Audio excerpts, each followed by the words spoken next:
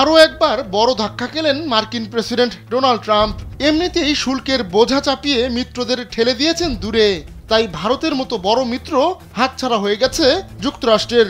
দেশটি এখন হাত মিলিয়েছে চীন রাশিয়া জোটের সঙ্গে, অথচ ভারতকে চীনের কাছ থেকে দূরে রাখতে দশকের পর দশক ধরে কাজ করে গেছে যুক্তরাষ্ট্র। এবার সেই চীন ঢুকে পড়েছে যুক্তরাষ্ট্রের আরেক মিত্রের ঘরে। মধ্যপ্রাচ্যের ওই দেশ সৌদি আরবের সঙ্গে যুক্তরাষ্ট্রের ঘনিষ্ঠ সামরিক সম্পর্ক রয়েছে, আর সেখানেই ডেরা গাড়ছে চীন। দেশটির কম্পিউটার নির্মাতা প্রতিষ্ঠান লেনোভো গ্রুপ জানিয়েছে তারা সৌদি আরবে আঞ্চলিক সদর দপ্তর বানাবে। মধ্যপ্রাচ্যে নিজেদের উপস্থিতি আরও জোরদার করতে এমন পদক্ষেপ নিয়েছে চীন। এরই মধ্যে আঞ্চলিক এই সদর দপ্তরের জন্য শীর্ষ কর্মকর্তাদের নিয়োগ দিয়েছে লেনোভো। স্থানীয় একটি কোম্পানির সঙ্গে মিলে সৌদিতে কারখানা বানাচ্ছে চীনা এই প্রতিষ্ঠান।